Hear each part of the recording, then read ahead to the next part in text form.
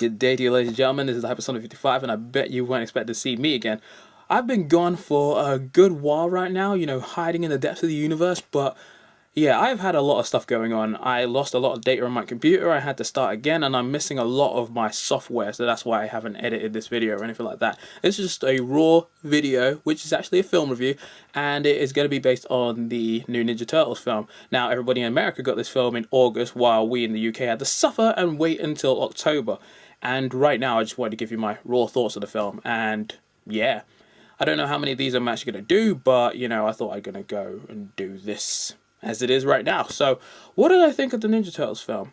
It wasn't bad. It was a lot better than I expected it to be, and that is coming from me, who was a bit of a skeptic for a while, but yeah, the new Ninja Turtles film, it was pretty decent. So, what is it about? Basically, it is another origin of the Ninja Turtles, except in a totally different way, with a good number of, the basic elements from the Ninja Turtles comics and TV series adaptations, which have been changed completely. The Foot Clan are no longer ninjas, they're just random soldier, special ops kind of guys that look like they belong in Call of Duty.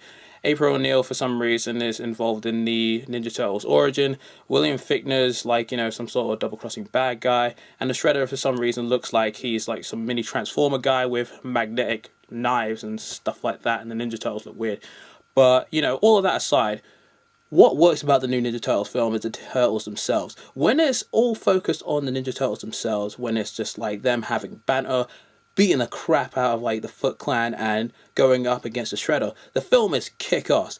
The motion capture and CGI on them is pretty good for the most part, and when it's just them using their ninjutsu abilities against the Foot Clan, or having their sort of crazy fights against the Shredder, it is some really good looking stuff. And I was surprised about how well the film captured the essence of the Ninja Turtles in terms of their personalities individually, but also in terms of getting that sort of acrobatic, action oriented element of them, done well. And it was also cool to see the Splitter actually go up against Shredder in the film, and it was so cool, man. It was cool. Seeing the Splinter actually do something was pretty cool. Was nice. And even though the Splinter was some mini Transformer with these crazy knives and unnecessary amounts of armor, he was pretty badass himself. And it was cool to see him go up against all the Ninja Turtles and literally just own them, which was just really interesting. And again, it was just cool to see these characters who I've seen for a long time actually get, an action update with the modern technology that we have. But for all the cool stuff in the Ninja Turtles film, there's a lot of boring. The human side of this film is just meh. I don't really care for April O'Neil. Will Arnett is wasted as Vern in this film, and the whole William Fichtner's character backstory, double-crossing bad guy kind of thing, you could see coming from a mile off. And while I applaud Megan Fox for trying, I just didn't care for her character that much, but again, take her out of play, and when you're focused on the Ninja Turtles, the film is a good time.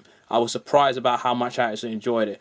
So then it comes down to a rating. If I was to rate the film, it's hard because it'd be between a 6 and a 7, but I think purely based on the fun I had with the Ninja Turtles themselves, especially with Michelangelo being my favorite because he had the most amount of laughs and the best scenes, I'm going to give this film a 7, actually, surprisingly. While that may be a high rating for some, I had a lot of fun with the film, and yeah, I was not expecting it to be as fun. So if you're a long-term Ninja Turtles fan, I say at least give it a try.